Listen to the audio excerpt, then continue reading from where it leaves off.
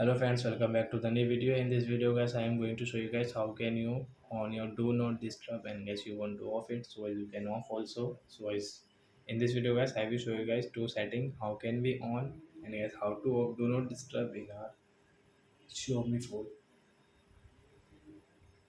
So first of all guys, open your phone setting to on and off it.